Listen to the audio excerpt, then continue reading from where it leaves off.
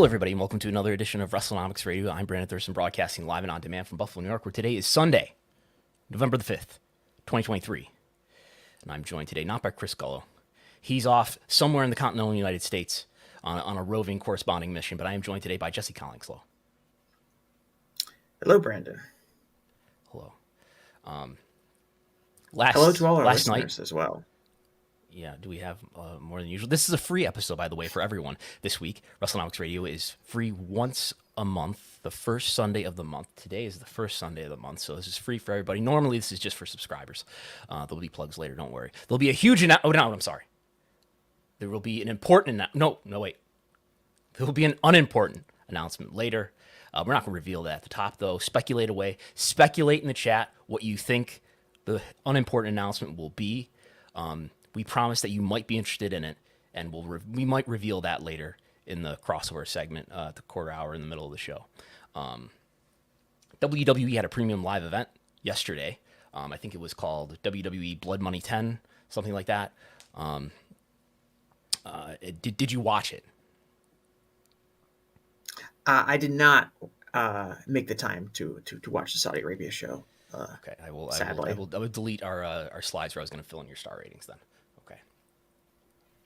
We did have a conversation on Wednesday with Kareem Zidane, who does a Substack and has written a number of articles for outlets like the New York Times and Guardian, talking about Saudi Arabia's rise in the combat sports world, with the Tyson Fury-Francis Ngannou fight that happened recently, as well as signing a new deal with UFC to bring events to that country, and WWE's event, obviously, yesterday as part of the 10-year deal. We're halfway through the WWE Saudi Arabia deal. I tweeted somewhat about it yesterday. We're not going to talk much about it today, but I've been interacting with a lot of people on Twitter lately, and I'm stupider for it, including this morning. Around a subject that we will talk about today.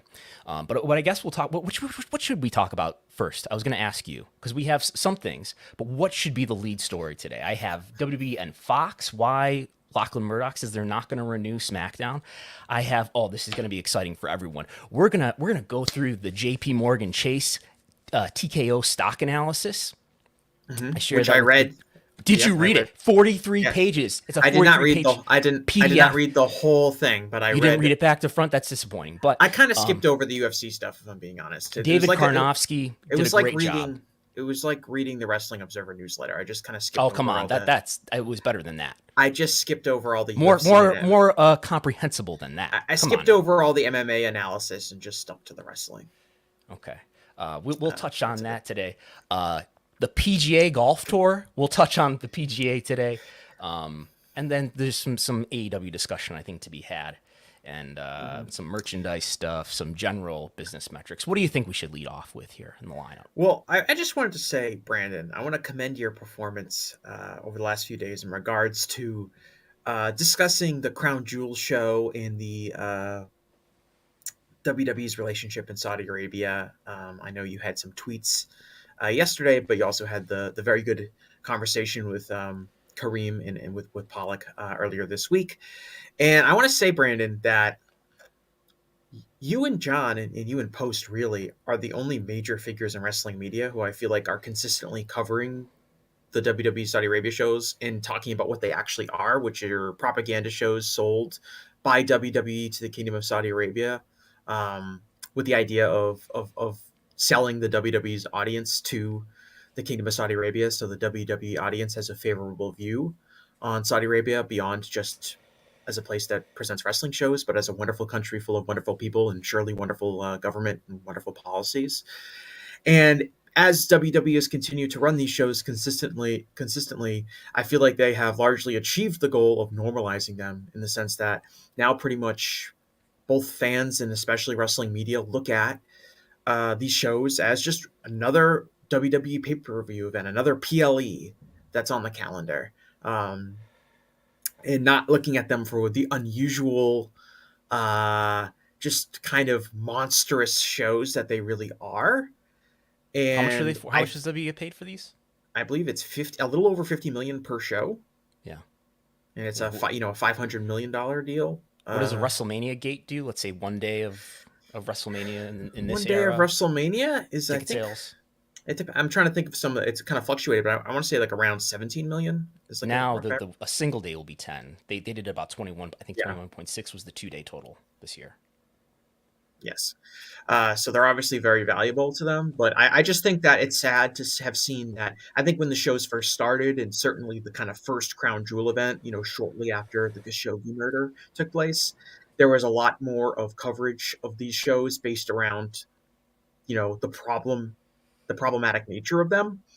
And that as WWE has just kind of continued to push forward and continued to do them, they have become that's fallen by the wayside. And now most people are like, oh, yeah, they're having a show this weekend. Should be pretty good. Let's talk about the main event, LA Knight versus Roman Reigns. And that's kind of what people are talking about. Um, and they're not talking about the real reason these shows exist, and they're not to present a good wrestling show that fans will enjoy. It's to sell the Kingdom of Saudi Arabia's image to wrestling fans. I did not watch the show. I did hear from people who did that the um, consistent praise of Saudi Arabia was more in your face than maybe some previous shows had been. I know that they did do a in rings. This is not necessarily a propaganda moment, but there was a in ring kind of thing with someone who I believe is a prominent Saudi Arabian actor. Actor, He did it yes. like with Grayson Waller and The Miz, where he like did the people's elbow and got like a babyface pop, and what was clearly not aimed at the viewers at home, but aimed at the live audience. Um, I was told Michael Cole brought up that the falcon is the official bird of Saudi Arabia many, many times. I heard that was a repeated point that he made. I guess he had been visiting the Saudi Arabia Wikipedia page and noticed some of their official things. They were in Riyadh. They were in the capital. And I want to be clear that this is not one thing that is the most easy to get wrong here about the criticism of these shows by WWE is we're not saying that fans in Saudi Arabia who live in Saudi Arabia shouldn't get to see a WWE show. Not at all. But that this is a show that is paid for by the government to an exorbitant rate, 3 times a WrestleMania live gate, and it is for the purpose, not primarily to entertain the fans, which which it does, but more primarily to promote the government and its goals. The government being one of the worst human rights abusers in the world. Unlike any other WWE show, and unlike almost any other pro wrestling show in pro wrestling history, with the possible exception of Collision in Korea. So that's what's happening there. But more importantly, why do you have to bring politics into this? And additionally, how dare you say this while you live in the United States? Well, the United States does bad things too. All governments are bad. You probably, I know you're not an iPhone user, but you're probably a Samsung phone user. So how can you deal with the human rights abuses around the Samsung phone and then criticize human rights abuses in a government like the Kingdom of Saudi Arabia? And then additionally, how dare you talk about international affairs today and not 364 days of the year, the rest of the year? Well, I actually do as a Checkmate. journalist, but that's beside the point. Um, it's. Do you think the people that say that, like, where do you think those people are coming from? Because I have a few theories. Well, I mean, I think human nature lends itself to, I mean, most people are more interested in the person who's saying the thing than the thing that is being said. Especially on social media where people are naturally kind of curating personalities for And there's themselves. like, I don't think I expressed hardly any opinion. I did in a satirical way, I suppose. But just bringing up the fact that, for example, the Saudi government has sentenced a man to death for his tweets. It seems to be in retaliation to his brother, who's a more prominent enemy of the state. But just pointing these things out, people assume that you have an opinion. I suppose that I do. I suppose that they're not wrong. But I have not in the original tweets asserted an opinion, but it is projected onto the argument. But why do they use logical? So what it is? It's red herrings and whataboutism. How can you say this when there's that? But what do you think the root of that is? Do you think these are like WWE Human nature and fans? emotion. But do you think these are like WWE fans who are naturally defensive about criticism aimed towards WWE, and so they're making these kind of logical jumps to dismiss your factual statement about Saudi Arabia because they know it's coming from a place of criticism aimed at WWE, and that's where their defensive nature is. Do you think that potentially some of I these don't know. people may be? I don't know, and I don't know if I should waste brain cells trying to figure it out. I think You were pulling a Dave Meltzer by talking to retweeting and some well, see accounts with probably the not that many followers. the replies. So these replies, I will admit, were prepared because I knew I was going to share. Here's a human rights story about how human rights are treated in Saudi Arabia by the government, and I know what the replies are going to be. So I may or may not have drafted some of these replies in advance. So the emotional turmoil that I would normally feel while interacting with people on social media was was mitigated by the fact that I knew what was going to happen and I was ready to and I think I rationalize it in my own head as like that it's worthwhile to satirize these responses, and I think satire is a more effective persuader than direct conversation, at least in these cases and in social media. So I think it was worthwhile to do and maybe amusing for me to. You're more directly connecting with the audience that is willing and interested in understanding your point, as opposed to maybe a more reactionary social media Yeah, audience. I don't expect it to persuade the person that's in the quote tweet. Yes, this is the Dave Meltzer logic, which is I'm teaching other people things while retweeting this person with one follower. Chris Gull has suggested to me that every time you mention Dave Meltzer, we should have you like a swear jar that you have to put something into a jar. I would never suggest that, but I think Chris Gull has said that. He's not here, but we'll catch up with him on that later. But yeah, that's Saudi Arabia. So saying Dave's name is equivalent to cursing on this show on Wrestlenomics. Is that the message you want to send? I would never say that. So what should we go with after that? You wanted to lead off with Saudi Arabia. Is that your choice? Where should we go next? I mean, what else do we have to say about Saudi Arabia that we? I don't have anything. I didn't have much at all to say about. No, Saudi I wanted to just commend you for being one of the few people that's willing to cover these things. I think the way that they should be covered. Let's start with the Lachlan Murdoch comments and kind of WWE and Fox, especially if we look at the I don't know, the recent the overnight rating for Smackdown.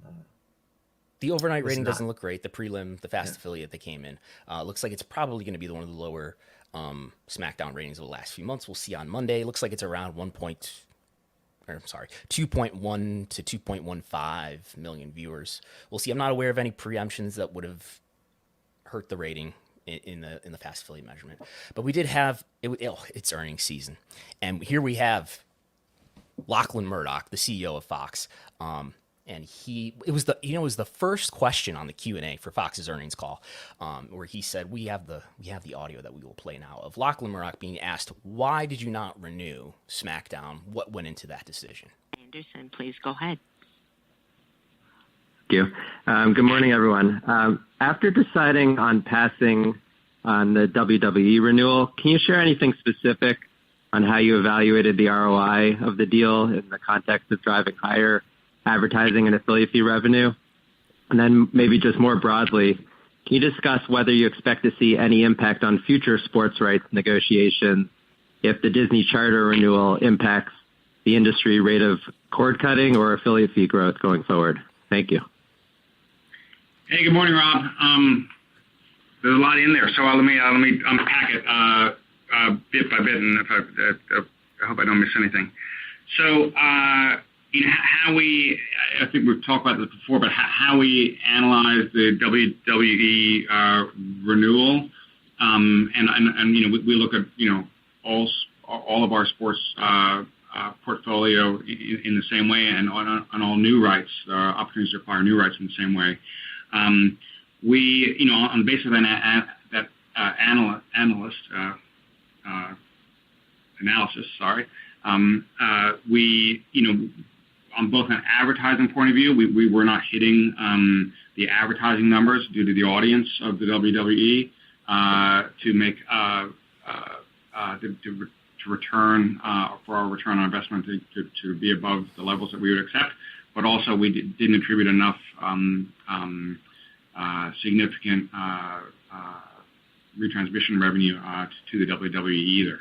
So it made sense for us to move on from them. They've been a great partner for many years, but just quite simply, we're very disciplined, and the ROI didn't meet our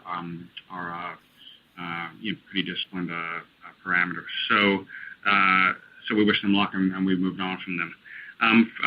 We're currently in. So there's Lachlan Murdoch. He kind of struggled to get through that, but there it is. So what did he say there? Really good insight. We don't really see that much, like a real big media executive kind of talking about the strengths and weaknesses of having pro wrestling on their programming. And essentially the issue is something that has always plagued pro wrestling, I think probably since it was on the Dumont networks back in like the 1950s, which is... Is this a story like the Dumont Network had trouble selling ads for? Well, I don't know for a fact. First of all, the Dumont Network is kind of most well known for being the pioneers of advertising on television, like having commercial breaks in between moments of shows and things like that. They were kind of the first network to do that. And wrestling was obviously on there, but I'm not sure if there's a direct link between that. But wrestling has always struggled to get advertising rates similar to a lot of other programming, certainly a lot of other sports programming. And that is because of, whether true or untrue, and there's kind of data that you can use to argue both sides of that coin, that wrestling fans are of lower income and therefore have less expendable income to spend on products that are being advertised towards. And that's something that every wrestling company seemingly has struggled with over the years, and something that WWE has tried to shake. It's one of the main reasons that I think Vince is so ardent that they're not professional wrestling. They are not old Southern wrestling only watched by toothless hillbillies. They are sports entertainment, and they are something totally different than professional wrestling. But it's always been something that has kind of hurt them. And really probably the main reason why WWE, despite very strong ratings and a lot of hours of programming and 52 weeks a year and all that, does not get the same kind of television deals that major sports organizations do. Yeah. So Ad Age had a good article here earlier this week showing what the ad rates are for every broadcast program. So no, we don't have cable here. There's no Raw, no AEW, but we do have Smackdown's rates.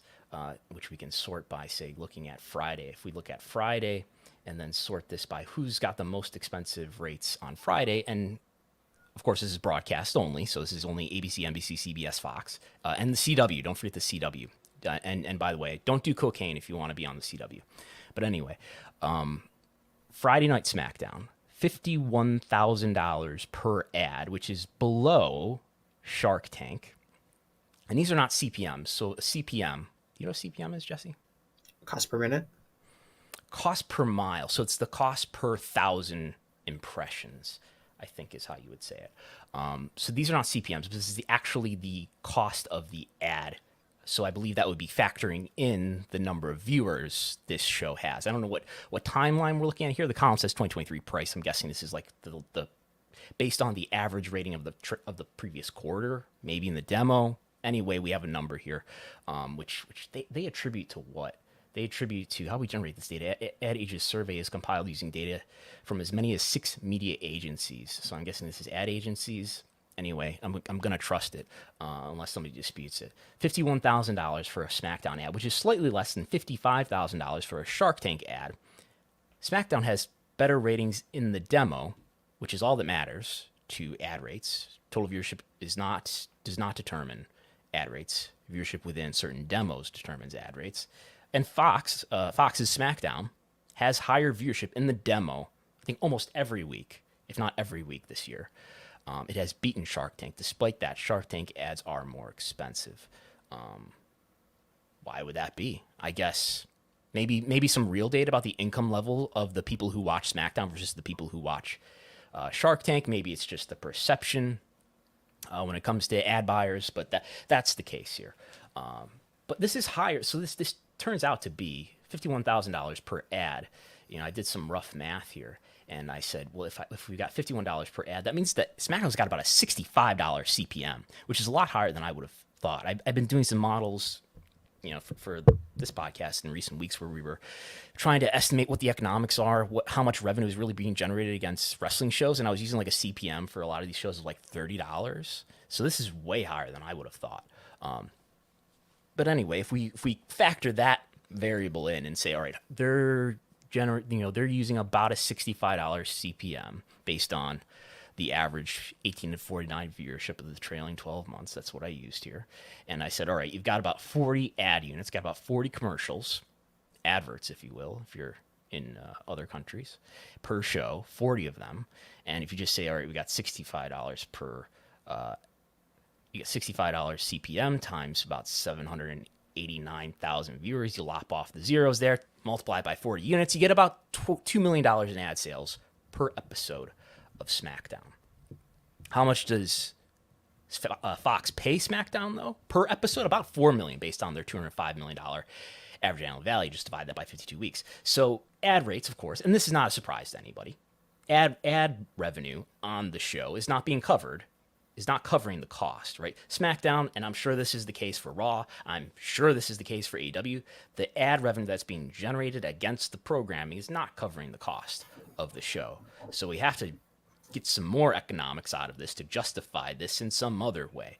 And that other way is carriage fees.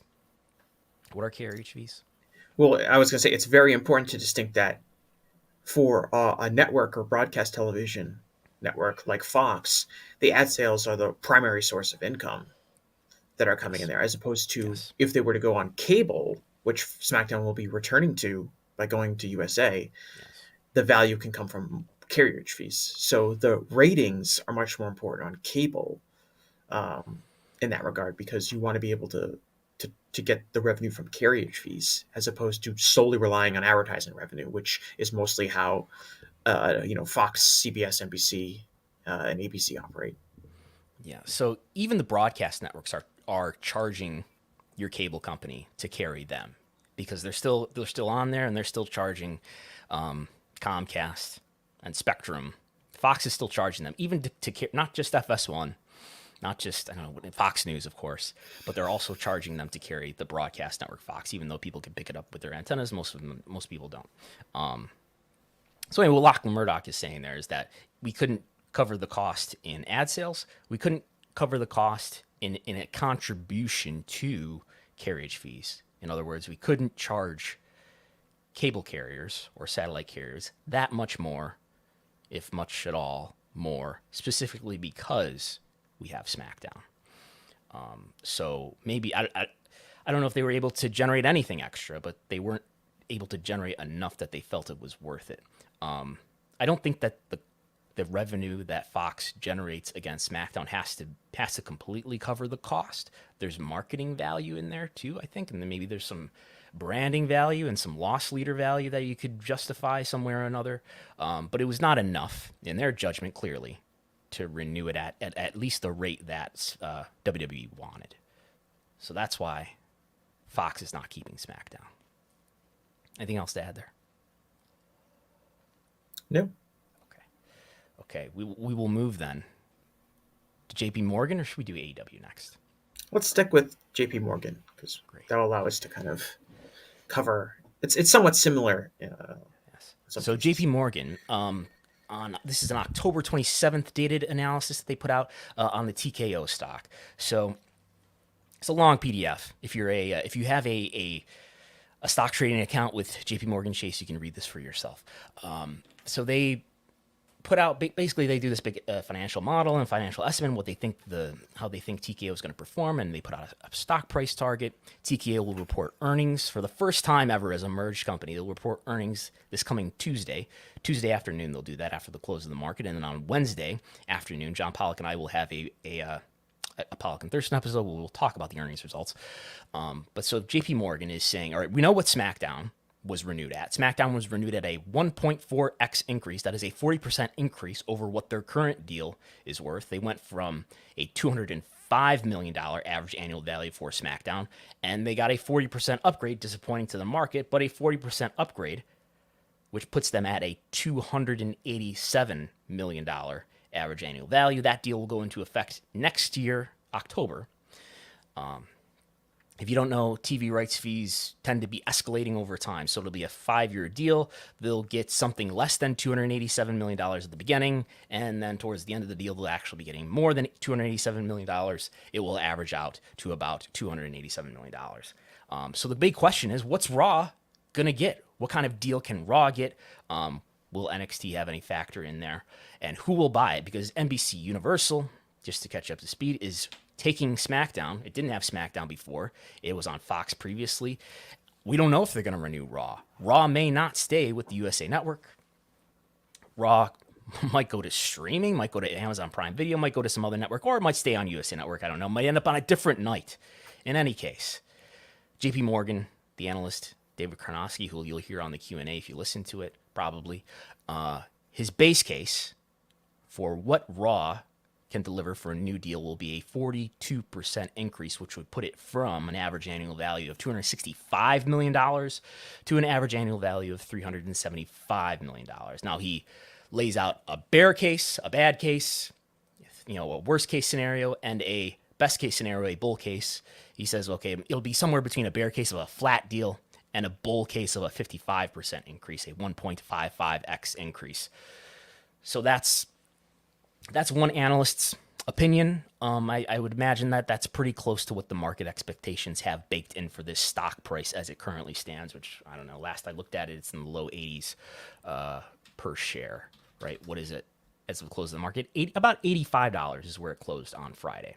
So the degree to which it's better than roughly 1.4 or worse than 1.4, I expect the stock to react accordingly. So that's what he's expecting for a new deal for Raw. We're not going to talk about this in depth, but here's his financial expectations for the renewal. And we have some WWE financial estimates. He's estimating $1.34 billion in revenue, which would be more than last year. It would be a new record, and estimating increases year to year, which is natural that you'd expect that given that TV rights fees are escalating over time. Even though the Smackdown deal came in as disappointing relative to the market's expectations, it's still going to be an increase. It's still going to mean more and more financial records for World Wrestling Entertainment. You did a financial estimate. I was going to add, they're also very bullish on the concept of like cost savings and and the other big thing was being able to negotiate kind of joint right aspects between WWE and UFC, since they're all under one umbrella at this point, and that potentially leading to more lucrative sources of revenue. That was kind of one of the other major reasons I think they were high on WWE stock. And this is what Mark Shapiro and Ari Emanuel and Nick Khan are selling, right? There's all these cost synergies. Not only we're going to lay off a lot of employees and save a lot of money, but there's opportunities to work together to do international licensing deals that will help us monetize better. We might deal the ESPN Plus rights that UFC has dealt and the WWE rights that has been dealt at Peacock. We might be able to deal those together. We might be able to run super weekends where there's a UFC event and a WWE event together and charging even higher site fee. There's a lot of opportunities to make more money together than apart. And we go over here. Here's all of WWE's international deal values, according to JP. What does he source this? WWE JP Morgan estimates. Note NBCU USA total value includes payment for archive subs. So these are the value according to JP Morgan's estimates, assumptions, I think, of what WWE's TV rights deals are worth in other countries. We know that the new Smackdown deal with NBCU is $287 million. We know the current deal with Smackdown is $205. We know the Raw deal currently is $265. And then he has, so the number 2 deal, which we all agree is the number 2 deal, is the Sony deal in India, which he values at an average annual value of $43 million. That has previously been reported as $50 million. So that's lower than I at least believed it was in, say, 2020 when the deal started. The India deal will be coming up shortly after, so it'll expire, I believe, the end of 2024. I believe the end of 2024 it will expire, and then they'll have to make a new deal that will go into effect at the beginning of 2025. So, of course, U.S. is the most valuable TV rights market, followed by India, followed by... Are we putting Canada over the UK here? We are. How about that? So the Canadian deal, he's valuing at 20 million. I've assumed at other times that it's been like 7.5 million. It's a 10-year deal. That deal is coming to an end next year. Right, he's got it as a 10-year deal with Rogers, so that'll be renewed, maybe with Rogers, maybe with TSN. We'll see. But he's valuing that at 20 million, which is a lot more than I've thought of it in the past. But anyway, and then followed by the UK deal, the current deal with BT Sport, valued at, estimated, I should say, at $14 million per year. So they don't know when that's going to expire. I'm guessing that that's going to expire at the end of 2024 as well, if it's the same length as the India deal. And then there's some other stuff here we don't need to go deeply into, but I guess we'll mention here that he's assuming that the Fox Sports deal in Latin America is 14 million. I would probably guess lower. And of course, we know the Peacock deal is worth $200 million a year for the PLEs in the library. And then the NBC deal in the Middle East, North Africa region. NBC is a television network that is controlled by the Saudi government. And that is estimated to be worth $12 million average annual value. So there's that. Interesting, again, my big takeaway here is that he's estimating that the Canadian deal is worth more than the UK deal. Not sure about that. That seems high to me, but okay. And then we go through, is the sports media market dying? Well, if we go through these major deals that have been made over the last 4 years or so, almost every single one of them is up. The only one that was not an increase is this MLB ESPN deal that was made around May of 2021. That was only it was only 80% of the value of the prior deal. However, I believe this is for fewer games. So in terms of like pound for pound content, I don't believe this was actually a decrease. ESPN took fewer games, paid less for it, but I think it was a minor increase despite that. In any case, all these other deals are wholesale increases. Huge increase in the Formula One rights that were probably very, very low to begin with. It's estimated a 16.5 times increase for the Formula One deal that was renewed in what was this, June 2022. So are we seeing sort of a downward trend? I guess so, coming from this UEFA deal that was done with Univision in August of last year. That was more than doubled. And then we had the Big Ten deal with Fox, NBC, and CBS. That was also more than doubled. And there's not a ton of data points here that I would say we can say this is an honest to God trend. But if you want to make that argument, here comes the trend. Yeah, and each of these come with the kind of their own level of context, right? The Big Ten deal we can look at and say, well, look at all those bidders for the Big Ten. That probably drove up the price.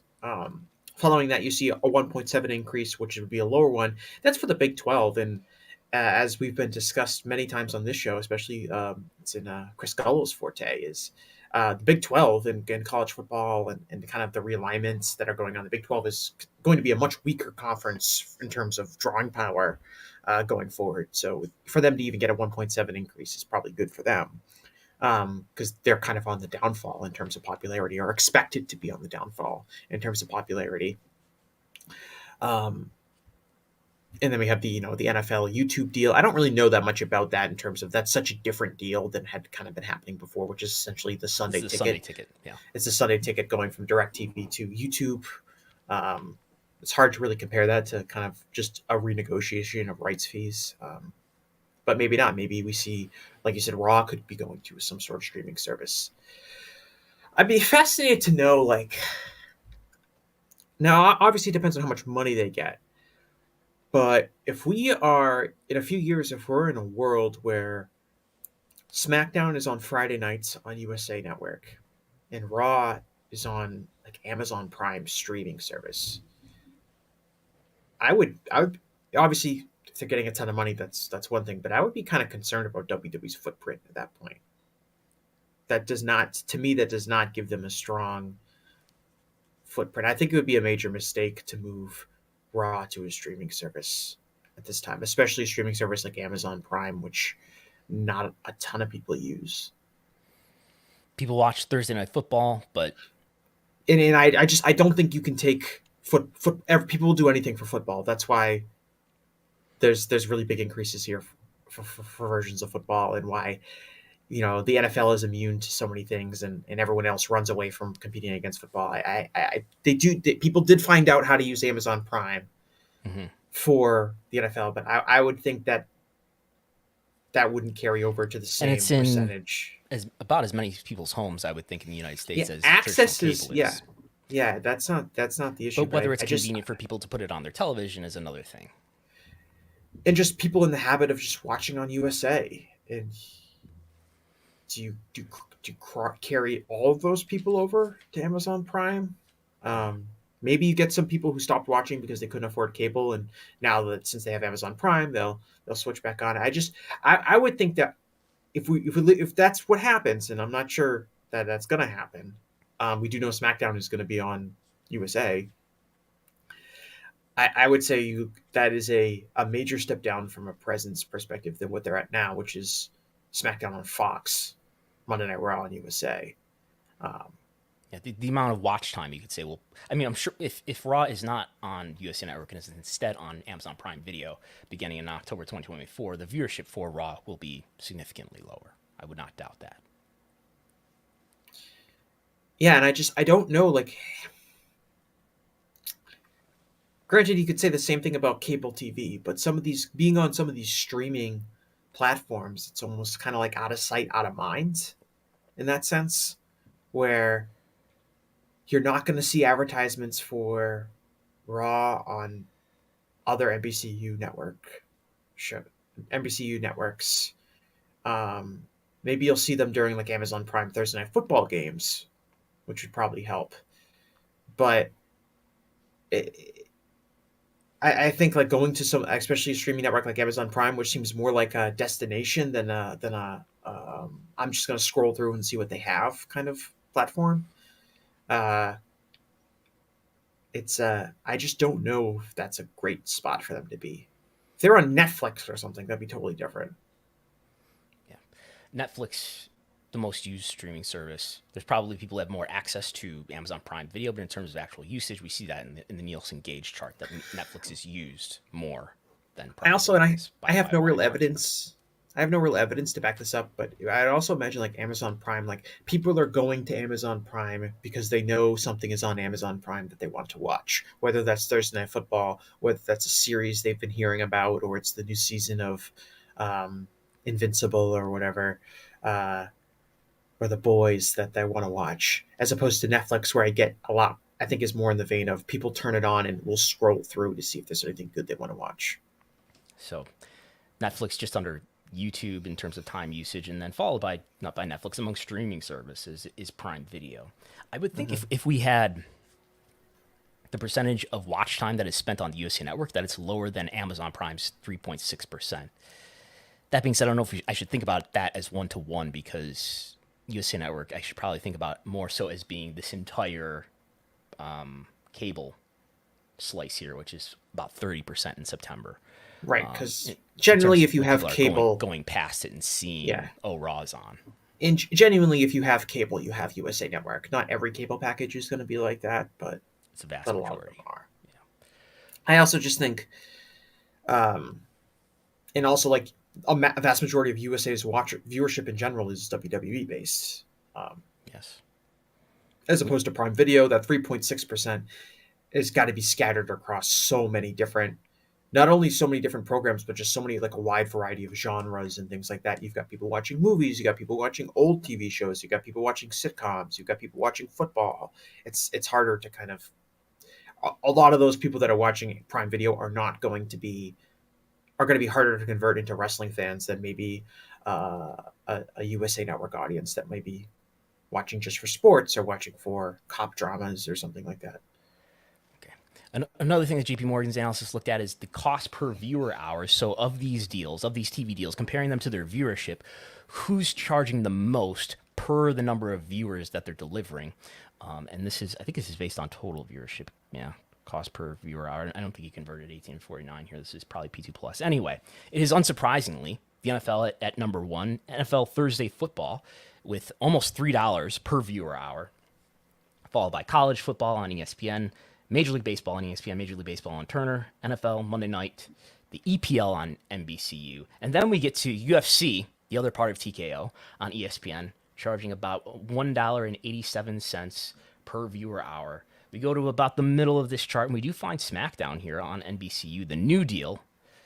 So it's sort of, all these other deals are much older, right? Because this is the newest deal on the chart. But SmackDown is being valued at $1.35 per viewer hour based on its viewership recently. And we have to go way, way down to the end, towards the end, to find WWE Raw on NBC Universal. Currently, their current deal, $265 million, just under $1 per viewer hour. A lot of these are similar in this territory. Even NFL, the old NFL Sunday Fox. What does that mean? There's no NFL Sunday Fox. Oh, it's the Sunday Fox afternoon. NFL Sunday Fox, right. Followed by NFL Sunday CBS.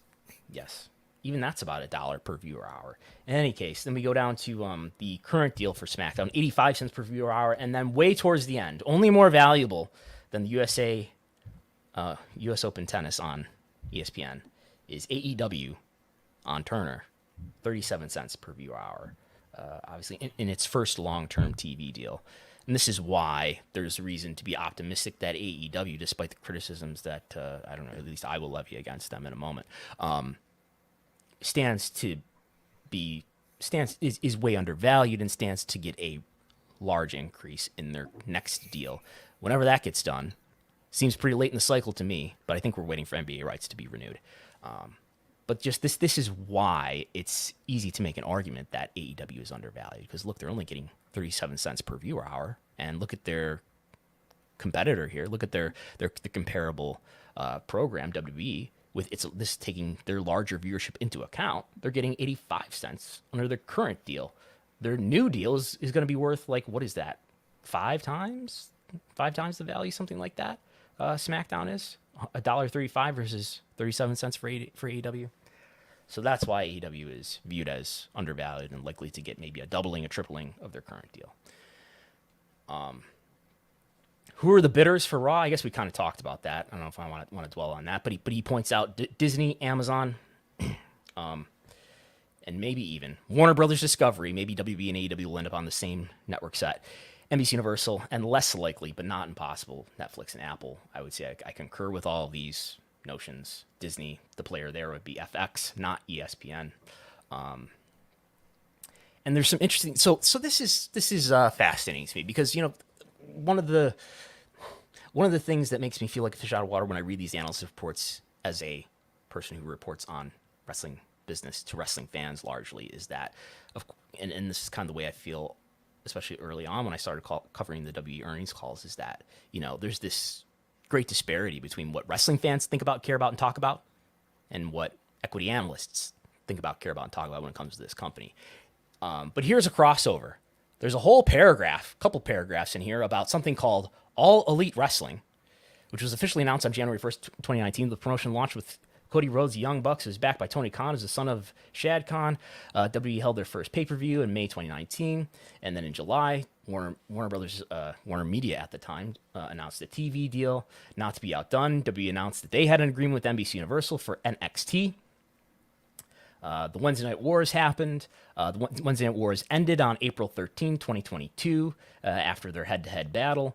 Following this, Dynamite viewership saw gains in audience. In January 2020, Warner Media and AEW signed a new rights agreement for 2020 to 2023. That's not including the option, with a total deal value of $175 million, average annual value of $43.75 million. This all adds up. These are all our assumptions that we talk about often. Terms included in an additional hour of weekly taped content that was called Rampage eventually. That's on Friday.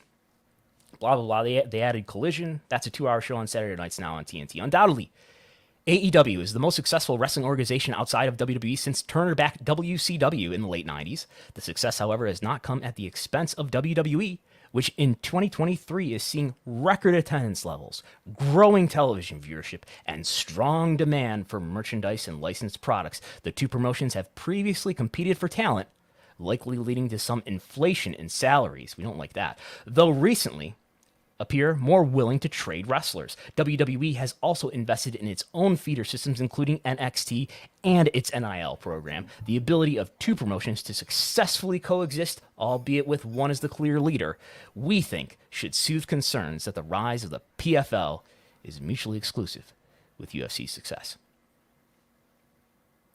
What do you think about that? Is that an accurate description of the dynamic between AEW and WWE? I mean, the as far as the second paragraph goes, the logic is sound in the sense of that it doesn't appear that AEW's rise has negatively impacted WWE's ability to do strong business. If anything, you could argue that it's helped it because it has helped create, I think, a distinctive second brand, and in some ways has helped rally WWE fans to be more supportive of the WWE product. Beyond social media, beyond the people who just fight with each other on social media?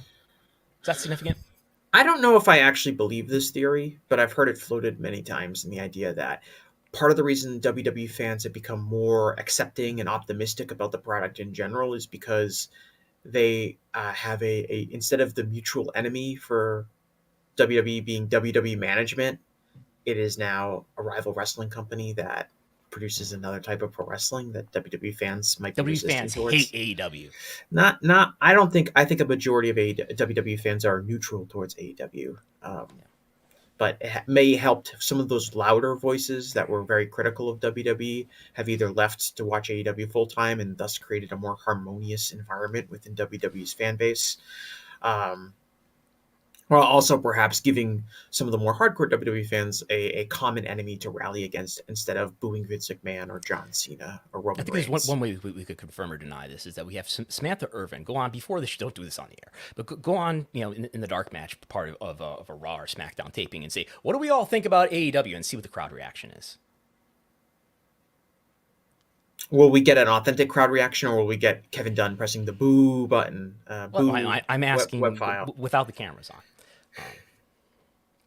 But anyway, he does even show some Wednesday Night War line chart graphs here. We know these well, I think.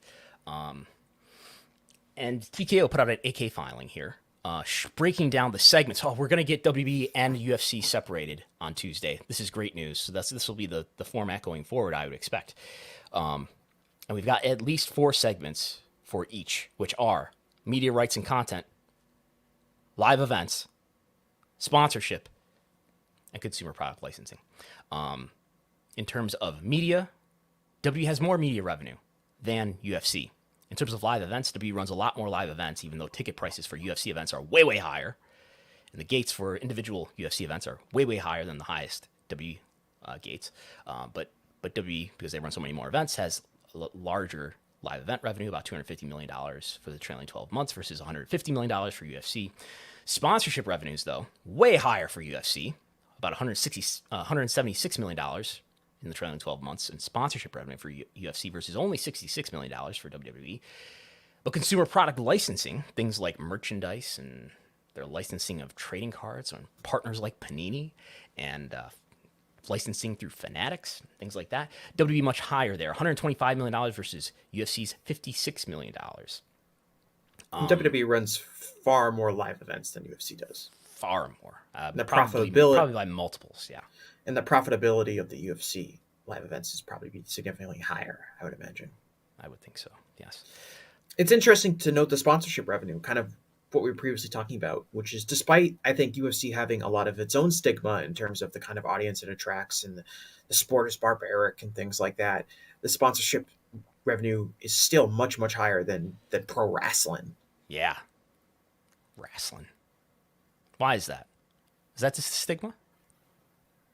I mean, I would think so. And the just the lack of it being a legitimate sport, I think that makes UFC more attractive comparatively to right. WWE. WWE is this fake, thing that only idiots would watch. It's fake, right? Well, and there's demographics. It's entertainment, okay? It's not sport. Well, and there's demographic data and income data that would suggest that WWE does maybe over-index with lower income people. What are you trying to say? What am I trying? I'm trying to say all WWE fans, all wrestling fans really, are poor people with no revenue. It's expendable income. You can tweet Jesse Collins at Jesse Collins on Twitter, formerly known as X. Oh, no, sorry. Mm-hmm. I'm known for my high Twitter presence these days, too, so I'll definitely see it immediately. But that is, part of the reason. Now, both WWE and AEW would argue that while their fans maybe have demographics that suggest lower income, their fans are extremely loyal and willing to uh, shell out and certainly willing to defend on social media the products that they endorse. So you could have the WWE social media platform to boost your product if you were to advertise with them. Especially these last two data points here: sponsorship and consumer product licensing. As you mentioned, the sponsorship revenue for UFC is much higher than that of WWE, and conversely, or inversely, consumer product licensing is much lower for UFC than it is for WWE. I mean, just thinking about merchandise, the IP of WWE is much more marketable, I would think, than that of UFC. I did look there. You can get a Conor McGregor shirt. I don't know if you would want to wear a Conor McGregor shirt, but you can get a Conor McGregor shirt. It's easier to think about WWE shirts being desirable versus UFC shirts, especially for personalities. It's kind of the nature of the two different businesses they're in, I guess. Now, the Conor McGregor shirt, does UFC, they get a cut of that? I'm assuming. Is There's that no official union. license? There's no fighters association. So is that Conor McGregor shirt you were describing? Is that an officially licensed UFC product? It's on the UFC store. Okay, so yes, that would be similar to buying a Roman Reigns shirt or something like that, presumably, in terms of how it factors into consumer product licensing. Yeah, I can't say I see a lot of UFC merchandise around. I tend to see more like the brands maybe associated with UFC, like Everlast and things like that. But even then, Yes. So maybe this is another indicator of how complementary these companies can be to each other. UFC appears to have a lot more strength with sponsorships. Maybe that can help WWE. Maybe deals for sponsorships can be made together. In consumer products, maybe WWE has a lot of relationships and access and resources that can help UFC monetize their licenses better. So that's interesting. So that's all for the JP Morgan, I think, unless you have more there. no, I'm good. And now, from Front Office Sports, this came on, was this on the 29th? I could have sworn when I looked at this, is this date up here? Anyway, on the 29th, which was Sunday, a week ago, this report saying the PGA Tour rejects Endeavor's investment bid. So the key sentence here in this article, an interesting wrinkle is that the investment would have come through newly formed TKO Holdings, which was created out of UFC and WWE. So this bid that Endeavor reportedly made on the PGA Tour, in which Ari Emanuel confirmed that they made a bid on the PGA Tour, a minority stake, that was rejected by the PGA. But if it was accepted, it would have been a part of TKO. So it would have been a stake that TKO would have owned. Just an example of how I think over time, this TKO company might not be only UFC and WWE for very long, that there's bound to be other sports that get involved here. Dana White seems to want to make some moves into boxing. Maybe that becomes part of it, and maybe other sports properties, who knows, as well in the future. Okay. Oh, now it's time. It is time for an unimportant announcement. I know everyone's really excited. We have a great show here. And we have a really, really unimportant announcement, and that everyone has been waiting for and excited for. And it is that something that's actually been the case for a week or two now, maybe 3, is that you can start your own free trial, 7 days, 7-day free trial. If you've not already started a free trial, I don't know how it works if you've been a subscriber in the past and you've lapsed, but you can have a 7-day free trial of the Wrestlenomics Patreon at patreon.com/Wrestlenomics. You will get this podcast every week. You will get my TV ratings analysis reports. You will get various other news updates, the viewership spreadsheet access, the monthly reports, including YouTube, merchandise, Google Trends, Smash counts. Those are coming out soon. Some of them are already out, and the podcast slides every week. That is my unimportant announcement. So, there was another, not huge announcement, but an important announcement by Tony Khan that he hyped on social media for a couple days in advance, and then he revealed to be the pre-sale dates for All In. Now,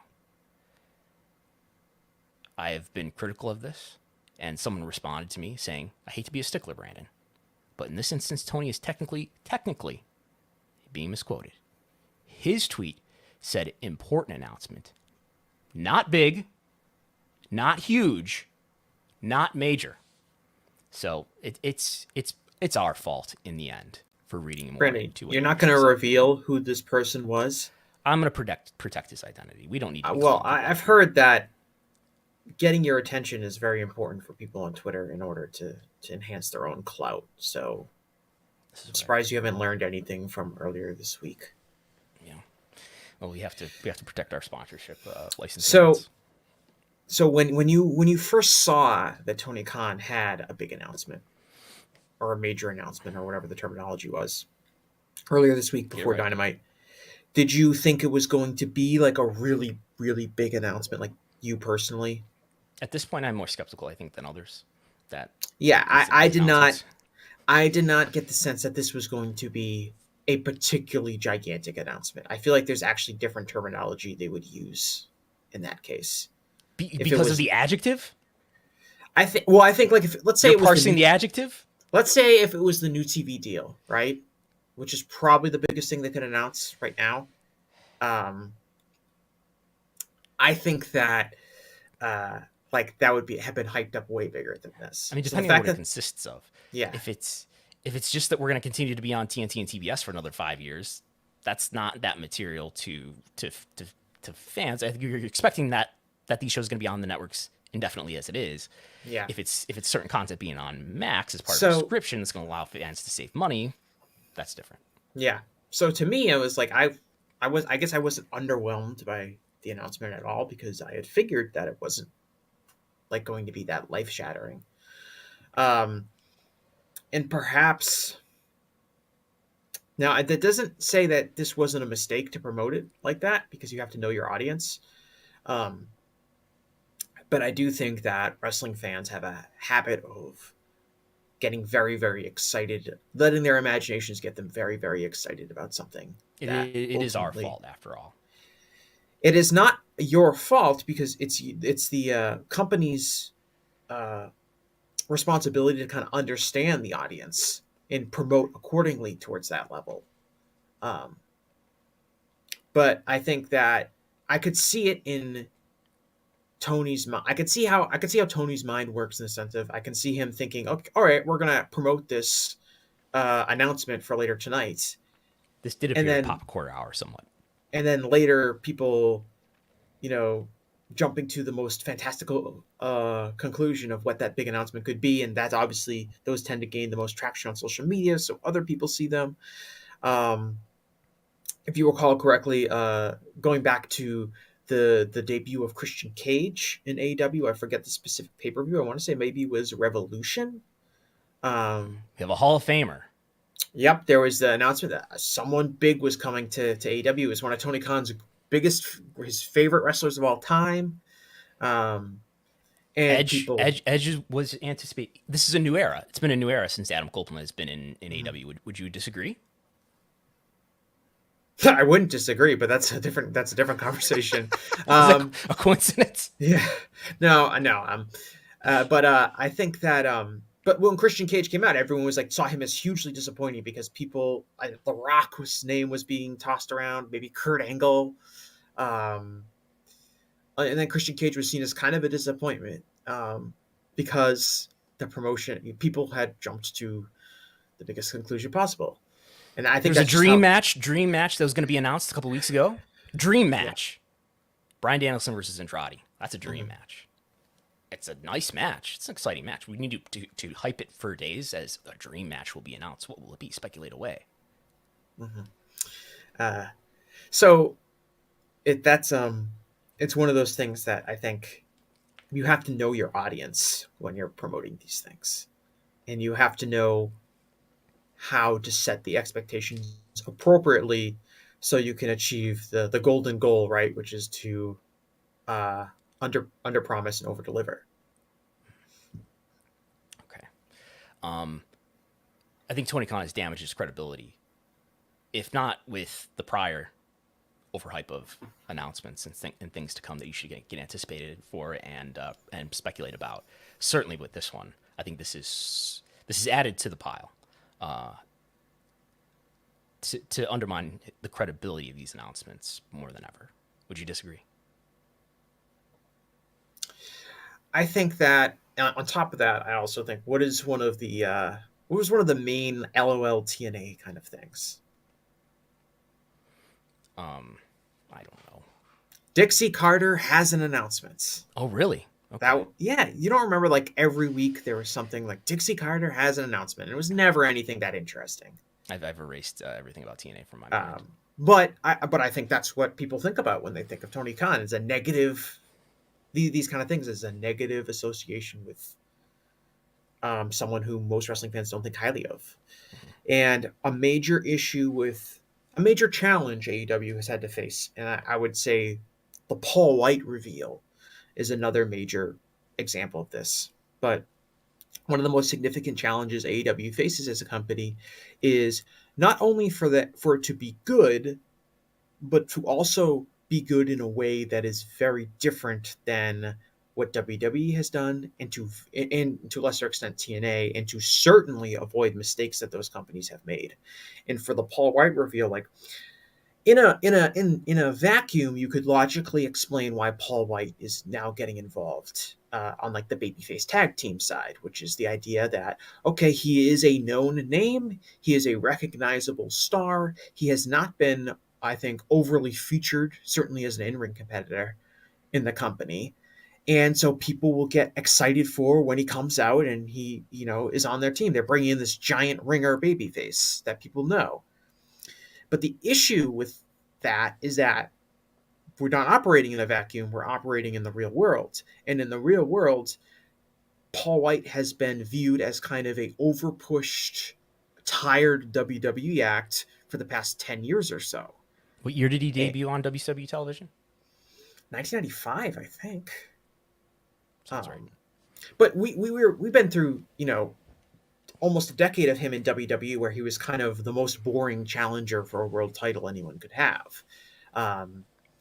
And so even though you could argue, well, in AEW, this is kind of a fresh idea and it makes sense to do it, the fact is that a vast majority of the wrestling audience has already seen that idea played out many, many times and they're sick of it. And it was a mistake WWE made a lot. And now AEW is making that same mistake many years later in 2023, when it was tired in 2013. And I think that is just kind of encapsulates one of the major challenges that AEW has had to have, which is you can't just make sense within the parameters of your own company. You have to think about how this fits in with fans' expectations from their experiences as wrestling fans, which for a vast majority of your viewers largely predates AEW's existence. Okay. So this past Wednesday's episode of Dynamite was received with a lot of criticism. We'll talk about whether that criticism matters. So if we look at Cage Match, which I think we're not the only people looking at Cage Match. I think Tony Khan is looking at Cage Match too. This was, as of this morning, this was the 5th lowest rated Dynamite in Dynamite's history, going back to October 2019, rating at a 5.2 right now. It is only rated higher than 3 other episodes. And I picked out this one comment that I thought was representative of some of the sentiment out there. This person said, on Cage Match, I've been a fan of AEW since Double or Nothing 2019. Every week I feel like AEW is getting farther and farther from what they set out to do in this wrestling world. I'm not sure if I want to continue watching AEW anymore. The main selling point of AEW was that it was not WWE, but lately I feel like they're becoming WWE light. This person is not the only person, unless if it's not a bot on Cage Match. This is not the only person who's expressed sentiment like this that I've heard. That I've heard feedback about the show from. We did put out. AEW. Have you seen the new logo for AEW? No, I have not. I think they're rebranding and responding to this this criticism that they're getting. And have you seen this? This is All Elite Entertainment. The W is now just it's rotated 90 degrees. Yeah. But anyway, so I did tweet something this morning from the Wrestlenomics account asking people if they felt that WWE or that AEW has been more like WWE in recent times.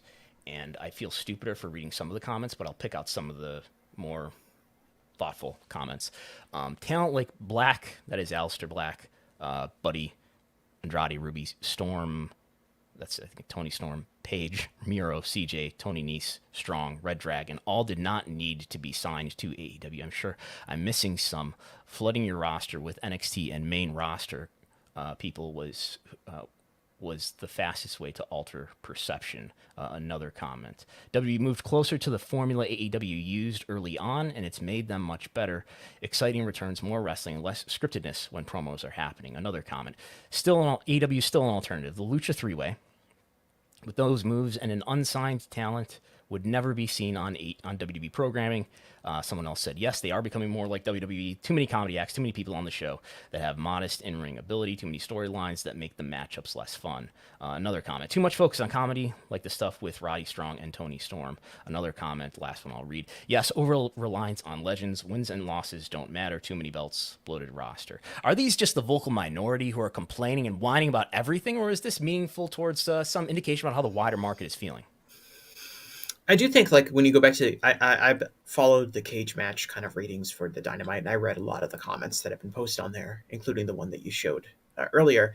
And I do think it's comment. I'm only excerpting a small part. And I think it's important when you read those comments, because sometimes on cage match, I'm kind of like, I read the comments and I'm kind of like, okay, some of them, I'm not saying they're bot accounts, but just did you run through an AI detector? I think some of the analysis of the product that is displayed on some of the cage match ratings for both WWE and AEW programming is not analysis that I would value very highly.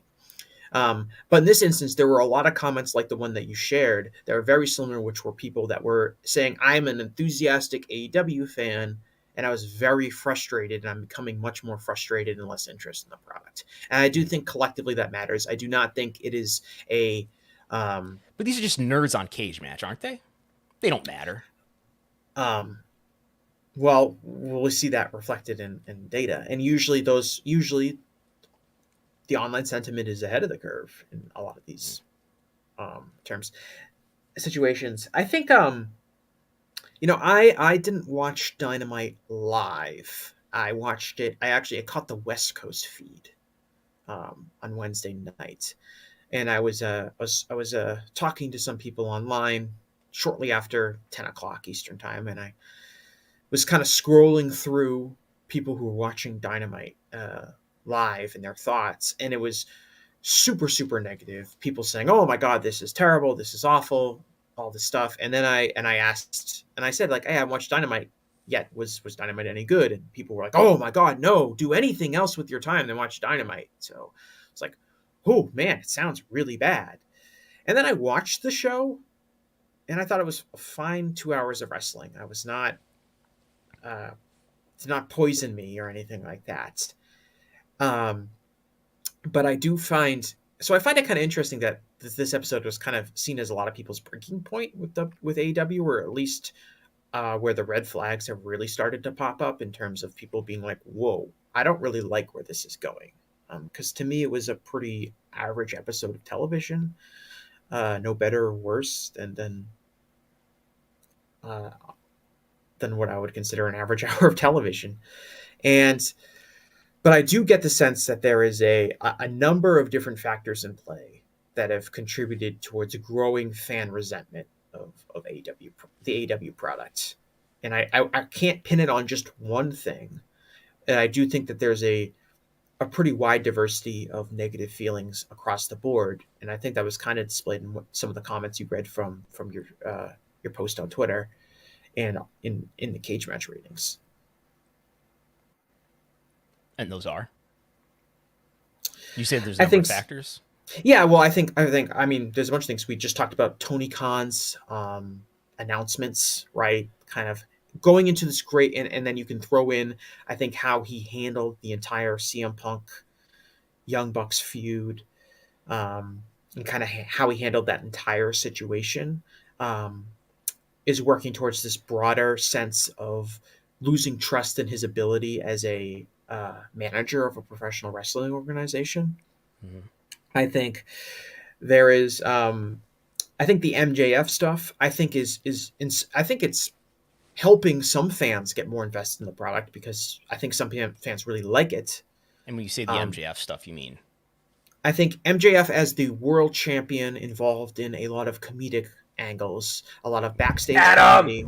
You mean that? Yeah, a lot of backstage comedy, a lot of backstage skits and antics and things like that. Um, I think that maybe some fans are getting more into that. Maybe A some main of the event built around not winning and losing, but scissoring. right. And those scissor There's shirts a, sell. um, Those scissor I shirts think sell that, like you would but not I think believe. that, yeah, I think that might be impacting some fans' negative views. I think a flood of WWE talent. I don't think having all of like the Aleister Black and Keith Lee, um, and Andrade type people. I don't really see that as a problem because I don't see them really as WWE talents. They did come from WWE. They did spend time in WWE, but they were also longtime wrestlers before they stepped foot in WWE, and WWE spent a period of time where they just stockpiled a ton of indie talents and talent from other countries, and it's when those talent becomes available, you go get them in a lot of cases. I do think the over reliance on older WWE stars, like really signature WWE wrestlers like Adam Copeland, like Paul White, who I know Paul White hasn't been prominently featured, but he was featured on this episode, which is kind of sending people down the wrong path. A In their barely view of standing AEW. Paul White. Yeah. Not looking too stable. Yeah, so when you have people like Adam Copeland and Paul White and Christian, people that are really historically associated with WWE Couple throughout weeks their ago, you career. had RVD on the show, the Hardy Yep. Boys, Ric Flair. Oh, yeah. We'll talk about him in a moment. Yeah, so you have just all of these people, almost all of whom are past their prime. And even if you can argue in a vacuum that many of them are capable of strong performance, like I think everyone would probably be in agreement that Christian Cage has been a really good figure and personality in AEW as a performer, but you also have to balance that out with what kind of message is this sending to fan bases in general, which is that we are committed to putting the TNT title on a 50-year-old ex-WWE guy, even if that person has been quite capable in their role. And so I think all of that stuff adds up. And there's always been perception challenges with AEW dating back to the very incarnation of the company. So Wednesday's Dynamite was received with a lot of criticism. The next day, AEW punches back and announces wrestling legend Ric Flair, who had debuted on television the prior week, signs a multi-year deal with AEW. The Nature Boy's new Woo energy drink is announced as the exclusive energy drink of AEW. So if you're mad at that AEW didn't put on a good show, don't worry. Ric Flair is going to be here for multiple years. This is good news, right? This mitigated the concern of any fans who were not feeling great about the product after Wednesday. Yeah, I think it's a kind of a double punch in terms of you feel bad about the product and then they announce this. But by WWE, a double punch to mitigate the criticism and slam the haters. By WWE. AEW AEW. punching their fan base and then punching them again is more like it. I mean, as a fan, personally, I have no use to seeing Ric Flair on television. I don't need to see him on television anymore. He's one of the biggest wrestling stars of all time. I don't get a nostalgia kick out of him. Dave named the award after him. A lot of his performances have been sad lately. If you read his Wikipedia page, don't read the paragraph about Plane Ride from Hell. Okay, stop reading at that point. I mean, that's another aspect of it where you probably, anytime you can get a, geriatric potential sex offender on your product, you just have to do it. But TV executives will recognize him, and maybe that'll help them make TV deals and other licensing deals, business deals, sponsorships. You have Ric Flair. You know that name. Everybody knows that name. And to be fair, when Flair had been announced for Raw, in recent years, he has shown the ability to pop numbers. And he does have a level of cultural cachet, even with younger people, which you wouldn't think, given that his peak as a wrestler was 40 years ago. Um, and if you're not paying his salary, if it's tied in with this energy drink sponsorship, you could say, oh, we're getting Ric Flair for free. Why wouldn't you do that? But again, it's that whole message of, do we want to be seen as the retirement home for old wrestlers? When the opposite was true for the foundation of the company, right? It was this new, exciting product pushing people on national television that had never been pushed on national television before. They had all these wrestlers under 30 that were going to be big stars. There was room for new people to grow. And now you just add more and more of these acts that, because you're paying them a high salary, kind of demand a lot of TV time. Now, granted, you have a lot more TV time with the addition of Rampage and Collision, but now it's like, all right, Adam Copeland's got to get his 15 to 20 minutes. Christian Cage has got his 15 to 20 minutes. We got Sting doing this huge angle, 15 to 20 minutes for him. Chris Jericho, he needs his 15 to 20 minutes. And all this stuff kind of adds up, and there becomes less room They for... need more TV time, another TV show, or make the TV shows longer. Maybe that's the solution here. Well, it's probably not, because you have a limited amount of time people can dedicate each week to watching wrestling. And you have that's a resource you need to allocate. You can't necessarily just create more of it and hope that solves your problem.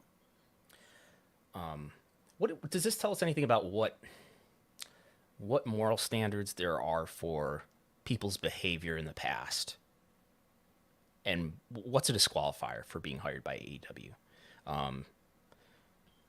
He's alleged to have sexually assaulted a flight attendant in 2002 in the quote unquote plane ride from hell. I believe there's stuff in his book where he talks about some, let's say, the least bad behavior. Does this tell us about, where the line is for AEW in terms of hiring talent or personnel in general? And does that matter how much does it matter at all? It's hard to say, because in any business field, right, the line exists based on how valuable you can be as an asset to a company or an organization.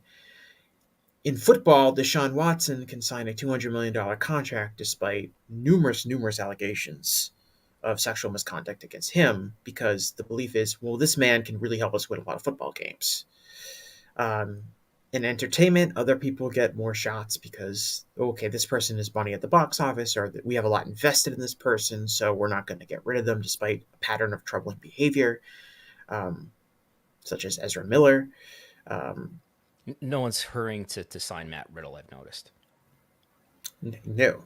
And Ric Flair, because he's an icon, because Ric Flair is so famous that an energy drink company that apparently has a lot of money can be like, we want to make a whole energy drink just about you, Ric Flair. He's seen as valuable enough that his sexual misconduct allegations can be kind of ignored, I guess. And I guess it's disappointing to see AEW fall down that road, which has plagued this industry from pretty much any company. Every company in the world has been willing to look the other way for talent that they think can draw them money. And one of the reasons Ric Flair has been able to get away with so much stuff over the years is because he's drawn money for people. And he's made money for other people. And that has kind of enabled this lifelong history of abuse and behavior, because there are so many. You mentioned what's in his book, and you mentioned the plane ride from hell, which kind of everybody knew about and was kind of really pushed back into public conscious due to the Dark Side of the Ring episode. Yeah. But there are dozens and dozens, if not hundreds, of Ric Flair stories in people's books that people have talked about in podcasts, that there have been rumors about, that would be fireable offenses today if they happened. I remember reading Jim Ross's book, and Jim Ross kind of casually tells a story about how he was in a limo with Ric Flair, and Ric Flair was trying to court these two women, and they were in his limo with him, and Ric Flair didn't feel like there was a lot of progress being made, so he just took his dick out, and they ran out of the limousine, and Ric just kind of shrugged and said, oh, you know what, that works 50% of the time, so it was worth a try, because I didn't think it was going anywhere. And that's like a story like Jim Ross just kind of casually tells in his book. And it's like, if that happened today with an active talent, that person would be fired. Yeah. I mean, Tommy Dreamer got suspended as sort of a side effect of defending Ric Flair's actions on the Plain Right final. He got suspended from Impact for a certain amount of time. I believe he got suspended from Busted Open for a certain amount of time too. But if a wrestler today, a major star, did what I just described, what was described in Jim Ross's book, and that came out now, that person would be fired. Or at the very least, very harshly punished. To Ric Flair, there is no consequences, and there really never has been. All right. So from there, to sum up this larger conversation about AEW and where AEW is going, whether this was a turning point, I guess the larger theme that I feel, and I think some other people are feeling, is that in 2019, AEW had an opportunity to be a real alternative to a WWE product that people, for various reasons that we don't need to detail right now, felt badly about and disgruntled about, and talent too. And that's part of the reason why the AEW opportunity was possible. And now, as much as ever, AEW is feeling more just like an additional 5 hours of weekly content that relies heavily on names of the past, and does a lot of other things that frustrated those very fans who were not satisfied with WWE, doing things like, being afraid of doing clean finishes, wins and losses feeling not like they don't really matter, doing a lot of dialogue backstage, whether it's with the invisible camera or whether it's with an interviewer standing in the middle of them so they can perceive with their dialogue that they would, realistically have as a private conversation. These scattered, wacky attempts at comedy that feel more like what they really are functioning as ironic defense mechanisms against the fact that you're in a pro wrestling show rather than being something that is truly entertaining. But I digress. And this all culminates to feel like AEW had a real opportunity to deliver a product that was more competitive with WWE. And we can go back to late 2021 where the demo came really close to Raw's demo. And it felt like AEW was going to really come up to be not just a strong number 2, but was going to really fight with WWE in some ways to be number 1. And I think a lot of people had faith that AEW could become significantly more popular, could continue on that momentum, and become a show with higher ratings and higher ticket sales and greater visibility in the overall culture and greater popularity for itself as a company. And in this last year, through all the events that we've discussed over the last year, everything from the conflicts between Punk and everybody else, actions and things that Tony has said, the announcements that are disappointing, his evasiveness as an interviewer, as an interview subject in Q&A, the degree to which the product feels more like WWE, whether that's because you're hiring more WWE people in production, in writing, as producers. All of these things have made people lose faith, and have made me lose faith that this is actually a product that can be much more popular than what it is. I feel that it's going to be here at this level, doing its, high 2.0s in the demo, doing, 700, 800,000, maybe sometimes 900,000 viewers for Dynamite. It's going to do its maybe 4,000 or so attendees for a TV taping. And that's sort of the level, with not a wide margin, where it's going to live. Do you see that as a success or failure? Literally, if they get a TV deal that makes this company profitable, it's profitable. If that's success, okay. But a lot of people had higher hopes for this company. That seems really unrealistic. What were the higher hopes? Did they beat WWE?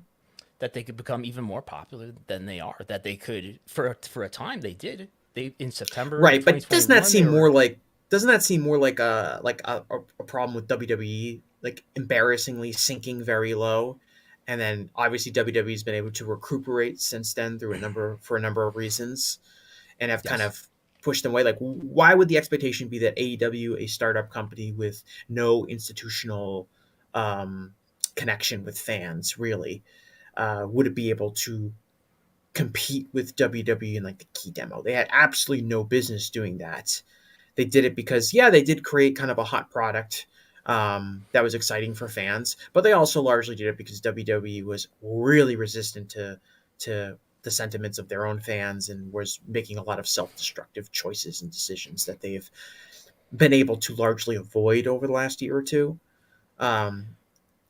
So I don't really see. I think like that. I think that kind of set a false parameter for what we would consider success for AEW. What if you were to say at the start of the company, uh, okay, if this company in a few years is got a stable audience of 750 to 900,000 total viewers and doing somewhere between a 0.27 and a 0.31 each week, and they've got another hour of television on Friday night and 2 more hours of television on Saturday night. They're running 2 live shows each week, and they're doing 6 to 10 pay-per-views a year at a relatively consistent pay-per-view number. I think everyone would say, wow, that's a really successful wrestling company. They've created another wrestling company that can be around for a long time and be accessible to people. So I think the standard for AEW had kind of been raised because of how competitive they were early on, which they really should have never been expected to be. But I would still view the company as a very successful entity as it stands today, even if there is some feeling of loss that they didn't fully capitalize on an opportunity that they had a few years ago, which seems to be more where you're falling. That you feel like they kind of were gifted an opportunity and had some real momentum to grow further than what they have been, that they haven't fully been able to take advantage of for a lot of the reasons we've discussed. Yes. Yeah. I mean, like, you want to like draw a line of success, and I would not disagree with how you have defined success there and what they have done to meet that goal line. Yeah, and I think it felt like there was a chance to change the wrestling culture positively, and they seem to be doing that for a while. Maybe peaking in late 2021 or so, and instead of continuing along those lines more in the last 12 months or so, I think they've just sort of been consumed by the incumbent wrestling culture. I think there was a real opportunity to present a less insulting product to fans. And we've seen more of kind of those negative WWE tropes creep into AEW over the last 12 months. And I mean, it depends. Look at who they've hired. They hired Mike Mansuri, who was, kind of, I think like a huge, lifelong WWE kind of guy, to handle television production. Jimmy Jacobs, who obviously spent time outside of WWE, but was a prominent creative figure in both WWE and then kind of in TNA. And he's Tony Khan's right-hand man. And Tony clearly has a lot of influence on the shows. And you can see maybe a more WWE sports entertainment, melodramatic style presentation of characters since he's been aboard. So you can look at some of the people that have been brought in decision roles. Do you feel like Tony's been worn down a little bit by the constant criticism by people of Tony? He had to delegate. He has to delegate. He has to bring in other people that know what they're doing, people with experience from other places, which means people from WWE. He's got to tell more stories. He's got to have characters.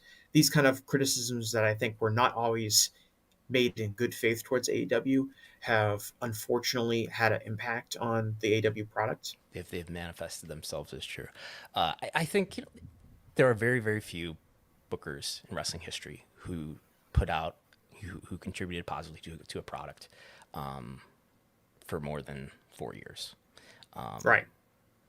And I think that's just like that's a natural function of booking a wrestling show every week, is that eventually you kind of run out of ideas and it needs to be refreshed. That's not going to happen with this company. I think the impression I get is that Tony is very determined to get the credit to be the great wrestling booker. So he's never going to move out of this spot and just like be a hands-off owner that completely delegates creative to somebody else. So how are things really going to change? I don't know. I think it's going to kind of just stay at this level.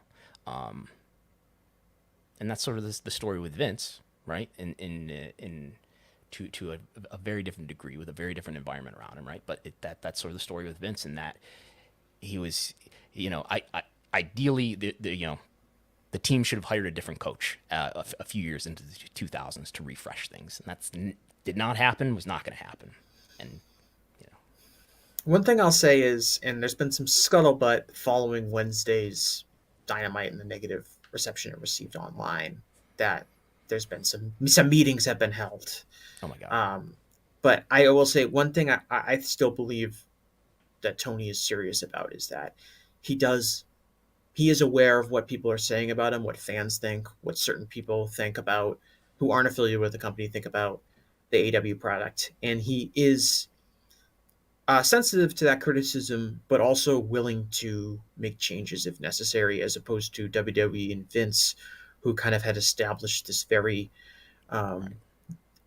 defensive cocoon around themselves, which is, it doesn't matter what the fans think, it doesn't matter what the sentiment online is. We're just going to continue to do what we're doing, and me and my friend Mark are going to not watch wrestling anymore, and those kind of things. I don't think Tony operates like that. I do think that he, as a wrestling fan himself, prior to running the company, understands where those fans are coming from.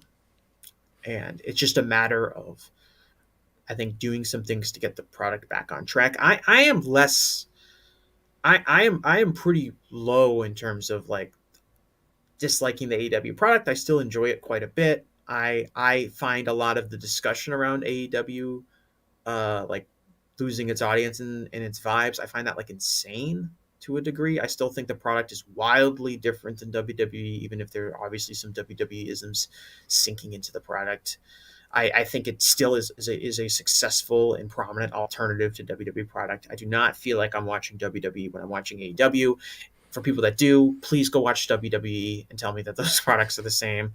But I will say, someone talked to me the other day and vigorously defended this notion that it's actually like WWE, and pointed out things like, I mean, look at Okada. You have Okada, on Dynamite. You have Mystico on the show. You have these Zack Sabre Jr., Bryan Danielson matches, things like that. Yeah, someone on Cage Match, I think, or was it on Twitter, that mentioned the Rampage, like triple threat, El Hijo del Vikingo versus Commander versus Penta. Right. You're still getting matches that, you can't imagine these matches happening. The matches are not the issue, and never really have been. It's everything around it. One of the criticisms that I did think is a good point in terms of making AEW like WWE, that was mentioned earlier, was every match kind of has some story around it that makes the match less interesting. And I do think that's kind of all. I always thought this has been kind of a consistent issue with AEW, and it maybe has been more magnified as the storyline directions have become maybe more sports entertainment-y. But Tony, for whatever reason, has always been very resistant to, here are two wrestlers having a match, and there's no other reason for them to have a match. It's always like there always has to be some backstage little thing, maybe a beatdown segment, maybe there's an open challenge being presented, maybe there's a title eliminator match, maybe there's a number one contender match, maybe it's in some sort of tournament to crown a number one contender. But there's very little of time on AEW programming where here is just a match between two wrestlers, or it's two tag teams or whatever, and they're just going to have it, and we're not going to go overboard with an explanation for it. And I would like to see more of those style of matches, because I do think when you have to have it's angle inflation. Yeah, when you have to have an angle and everything has to have this big consequence, because that's what some people hammer home. You got to have stories. The matches have to mean something. I think that is kind of a false narrative. And I think what happens is you end up getting very repetitive with a lot of your product, because there's only so many ways you can set up a match to matter. Okay, this is a lot of content analysis for us, but we'll go to the business. At least the business metrics are doing better. No, they're not. Dynamite TV ratings are down in October 18%. They've been down every year quarter for Dynamite. Rampage is still down year over year. Collision is in October still leveling to where it's going to be in the mid 400s here during football season. NXT, on the other hand, is way up. Raw is down in October and was down for Q3. This is total viewership we're looking at here only. Smackdown is still up by single digits of percent. So WWE, on the whole, generally doing well in TV ratings. They're up AEW down. What about the ticketing business? And you did some research, Jesse, that we'll touch on. But let's just say what the trends are for these companies in general. So far in November, with one show in November so far, Dynamite is up 8%. But in the trailing 2 quarters, it's been down by double digits. Collision sequentially, which is all we have, is still going down to whatever its normal level is going to be. They averaged in October 3,300 tickets distributed according to WrestleTix, and WWE is up across the board. House shows, Raw, Smackdown, every quarter of this year. But you looked at the question of how have these events for AEW compared when they went to a larger venue in that same market versus a smaller venue. So do you want to tell us what you learned? Yeah, so I had this idea, which was basically this really kicked in kind of right in, like, I would say March of 2023, right when they kind of wrapped up hitting those first time West Coast markets. They went to Seattle, they went to Portland, they made kind of their debut there. And I kind of wanted to see, once they started running some of the same markets again, and for whatever reason, and one could say it corresponds with Jeff Jarrett kind of being brought in as to kind of run live events, AEW started making the attempt to run what I would consider the A arena or venue in certain markets. So in most cases here, we're talking about a NBA or NHL arena. And how does that compare to the other arenas that they were running before, which most people would call a B venue, which typically belongs to a college campus? And the idea for most people, this was what people considered would be, by running the A venue, you would draw more fans for a variety of reasons, better at advertising. Generally, the A venues tend to be located closer to public transit and in more prominent locations in downtown major cities, while the B venue might be located in a suburb or away from public transit options. And perhaps most importantly, the A venue is what makes you look major league, right? WWE runs the A venue, so we got to run the A venue as well. And as I was doing this, I noticed that so far there actually haven't been a ton of direct market-to-market comparisons where AEW had run the B venue before and had run the A venue again this year. And so far, we really only have what I have right here. And this is a mix between the columns in terms of which one is bigger and which one is smaller, right? Like all the smaller venues are not on the left, for example. No, all the smaller venues are on the right, and all the bigger venues okay, on the they left. are separate. Yes, okay. These are ones where because I don't think they've run a bigger venue and then come back to the market and run a smaller venue. There is, I think, one exception to that, which is actually on here, which is the Dynamite in Washington, D.C. If you remember, they debuted at the Capital One Arena, which they sold out for the debut of Dynamite. But when they came back to the Washington DC market, they ran the Entertainment and Sports Arena, which is the basketball court for American University in Washington, D.C. So they kind of downgraded to the B venue, which made sense because they weren't going to draw what they did on the debut of Dynamite. But what I looked at was this year, markets that they've been back to when they decided we're going to run the A venue instead of the B venue, and kind of what the results were.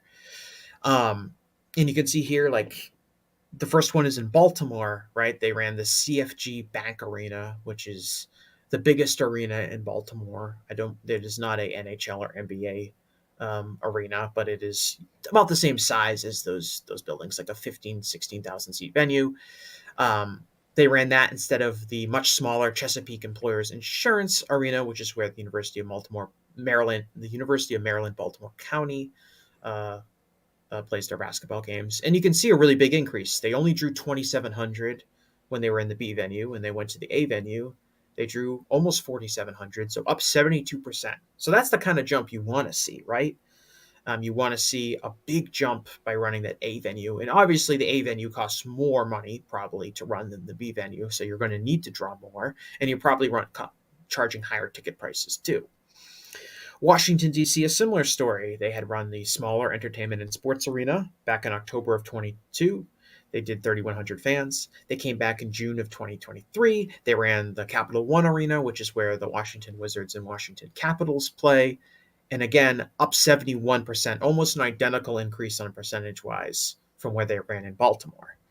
The next show is in Boston. We talked about this one before. They ran the Agganis Arena, 3,600 fans back in November. That's on Boston University campus. Well, that's because you were the local promoter there, right? Yeah, I was channeling my inner Paul Bowser in promoting the area.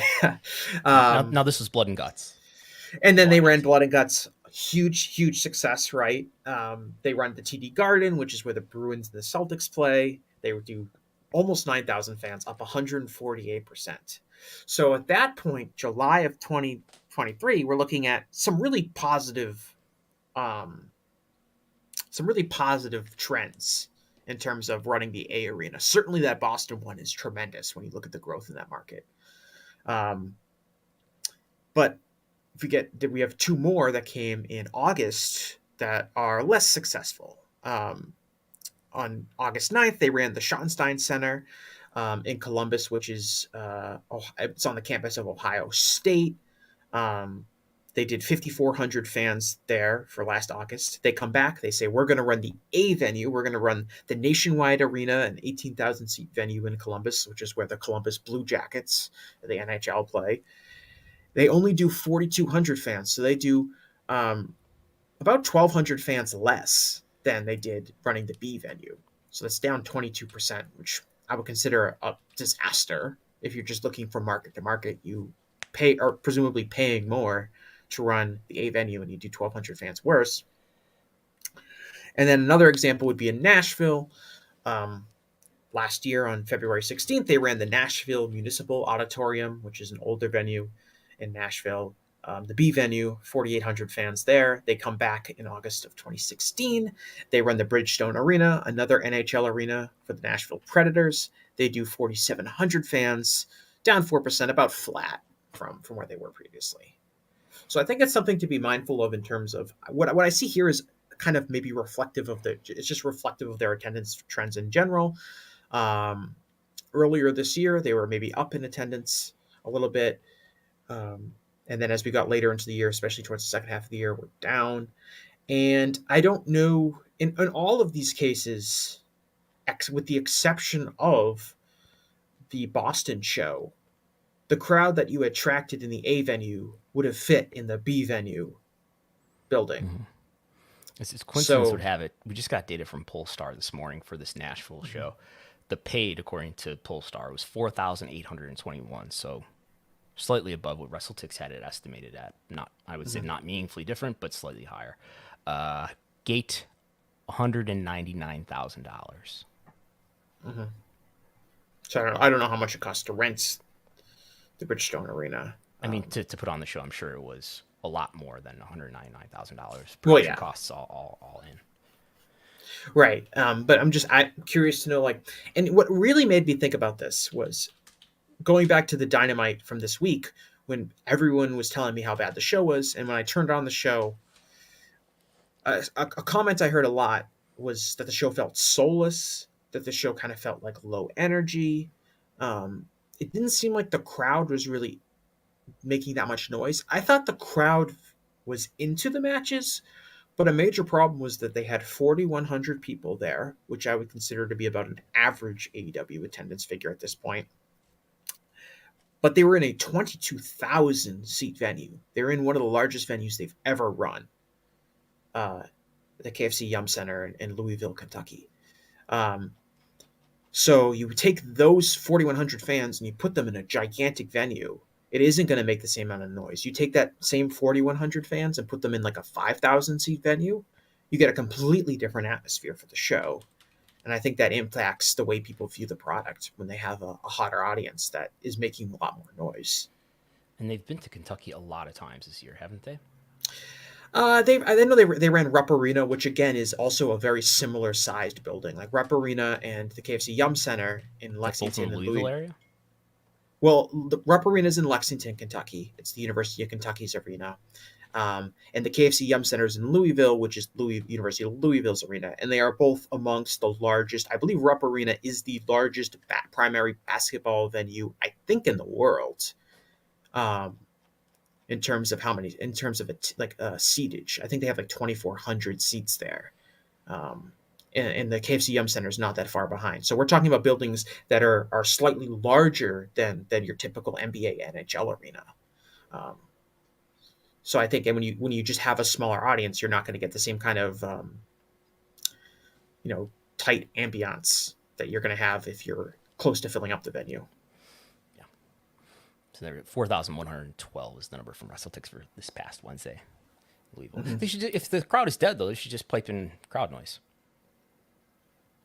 Well, that's the lesson. That's a lesson. I mean, and I definitely think that on Rampage, the noise is perhaps edited a little bit. It's not nearly as egregious as like when WWE is pumping in booze during a promos and things like that. But I do think that the audio is enhanced. Okay. I do have another non-AEW slide here. New Japan's attendance, according to their official website, the attendance that they publish themselves on their official website, they're up in this entire year, every quarter. And so far in November, at least as of the other day, they're up by most 3 out of 5. It's double digits. So New Japan doing better than last year. This may not be saying a lot because attendances weren't great last year, but to date they're averaging 1,900 in 2023 versus 1,500 in 2022. That's well off of 2019, the last full year before the pandemic, where they averaged 2,700. Again, averaging 1,900 in this year. So that's where New Japan is doing better than they were doing last year, but not nearly as well as they were doing pre-pandemic. I put Impact and New Japan in here. I don't know if we need to discuss that. Okay. And then merchandise. This was my, so I announced I was going to have an unimportant announcement, and I didn't really know what the announcement was going to be before I announced it. I just needed some hype to pop a rating here. So I figured we would hard launch the free trial thing as hard as I'm going to launch it. But also, I think from now on, these merchandise reports that I put out every month, I think I might do them in audio only because I don't like how they get aggregated. People don't use the word estimate to put them out there because it's much more, I think, favorable for engagement if they don't put the word estimate in there. And I don't really like the blue check engagement aggregators on Twitter. The priority is not information, but is engagement. And this is a great piece of bait to use as engagement because it involves talent and it compares talent against each other. In any case, here's the data. WWE Shop in this month, LA Knight was number one again, which is a number of months in a row. Number one on Shop AEW was MJF and Adam Cole. More meaningfully, I know Sean Ross Sapp has been reporting merchandise activity, I believe primarily at the venue where Cody Rhodes has been doing especially well. I've got him at number 3 here. But let's look at a larger piece of time, year to date, January 1st of this year to November 4th of this year, so almost the entire year. The year is almost over. And I do have Cody Rhodes as number 1 when you look at that time span. Number 2, Stone Cold Steve Austin. It's number 2 in 2023, followed by Roman Reigns, John Cena, LA Knight, NWO, WWE brand. This is apparel only, by the way. I imagine if you included things like replica belts in here, that WWE would be much higher. Eddie Guerrero, Rhea Ripley, and the Usos. That rounds out the top 10. And then for AEW, so this is not including PWT stuff, but just AEW. PWTs and AEW are pretty similar at this point. But anyway, number 1 is AEW branded stuff in general, followed by somebody called CM Punk, followed by The Acclaimed, Orange Cassidy, The Elite, Kenny Omega, which is separate from The Elite, MJF and Adam Cole, which is separate from MJF or Adam Cole individually. And then we have FTR, we have MJF, we have Danhausen at number 10. So I think this reflects what you would guess are the top merchandise sellers. What is this actually? This is my daily automated collection of the top sellers pages, assuming those are honest relative to relative to the items that are actually being sold the best. And we do see some acts here that probably over-index for merchandise for whatever reason. Doesn't necessarily mean that they're the biggest stars. Like this would tell you that the Acclaimed are currently the biggest stars in AEW that are currently on the roster, which I don't think is true, but they over-index very well with merchandise, as does someone like Danhausen and Orange Cassidy. This will tell you that Roman Reigns is one of the biggest stars in WWE, which we know cannot be the case. Roman Reigns is not that good. He's not getting in the Hall of Fame this year, let me tell you. You don't think so? Are you voting for him? No. All right, my ballot is public now, Brandon. My ballot. Okay. Yep, I tweeted it out. I've let Detlef, who runs the Wrestling Observer Newsletter Hall of Fame, ballot tracker, to aggregate it appropriately. Yes. My ballot it's closed. No longer change my mind. If you sent it in, I will send it in before. I have submitted it to Dave. So I'm gonna go vote, probably on Tuesday. And have you noticed like it's on it's like a couple of years in a row now? I don't know. Is it? It's on election day. It's on election. I didn't even realize that. Yeah. Where it's the same week as election day, so I can get my I voted sticker and say I voted in the Wrestling Observer Hall of Fame. You're not going to participate in Buffalo City elections? I am going to vote. Yeah, I'll go vote. We have a Erie County executive election. So that's that. I think that's all I have. Yes. Oh, I was going to point out. I was talking about this with some other people earlier this week. Do you in your life, Brandon, do you notice people, but particularly like teenagers, wearing like 90s like pop culture clothing? I don't know if I encounter teenagers. Yeah, you might. You live in a where would I encounter teenagers? I don't know. It sounds like you live in a hoity-toity. Excuse me. Place that seems barring teenagers. Anyway, this happened to me a few weeks ago. I was at a place that had a lot of teenagers walking around in it, and I noticed that a lot of them were wearing like 90s pop culture clothing. I saw someone was wearing a Selena shirt. I saw someone wearing a Tupac Shakur shirt. I saw someone wearing a Mike Tyson shirt. These are clearly designed to be like 90s clothing, not like clothing made today. DX shirts? Didn't see any DX shirts. No. But a similar phenomenon happened about 10 years ago with 80s clothing, right? Younger people, like people in my generation, were wearing 80s stuff, even if they maybe didn't have any knowledge or particular affinity or nostalgia for that 80s stuff. And so what that meant, and so I was wondering if that's a trend now, like wearing 90s retro garb is a trend. And so things like Stone Cold Steve Austin and the NWO are popular now because they are they're part of this greater 90s pop culture kind of retro boom that we have now. I will also add that both the tip of the traditional Austin 316 shirt and the traditional NWO shirts are shirts that you could probably wear in public and not be embarrassed for wearing in terms of just from a style perspective. You would be embarrassed to wear a Yeah shirt? If the shirt that just says Yeah isn't as bad, but like for me, like one with just the giant graphic that's just like a big giant thing of LA Knight and it just says Yeah, that would be something that would just, I don't want to wear a shirt that just screams I watch wrestling. I want something that's a little bit more subtle. Like the yellow one is fine. Even the LA Knight that's just like the letters is fine. But like they're running a deal on title belts. They're running a deal on replica belts if you want one. Let me talk to you. Belts is not something that I would do. By the way, if you want a title belt like the NFL title belts, where are those? I'll search for those quickly. You know they have the WWE title belts for every NFL team. I think for every NFL team. I remember some of them sold out quickly, but they've restocked them. So let's see how many teams are. So there's one of 31. So they have a belt for every team, right? Because there's 31 teams in the NFL. Is that right? No, there's 32 teams in the NFL. I check this regularly. I thought there were only 31 teams in the NFL. Nope, there's 32. Because it always says 31. No, I hate to break it to you, Brandon, but there is one team that is not featured with the you cannot get a licensed WWE Championship belt with their logo on it. Who's missing? I believe it is the it's sadly, and I know because it's the Jacksonville Jaguars. The Jacksonville. Why do they not have the Jacksonville Jaguars? Because the Jacksonville Jaguars are owned by Tony Khan, who owns rival All Elite Wrestling. But this is the WWE shop. WWE doesn't care about AEW.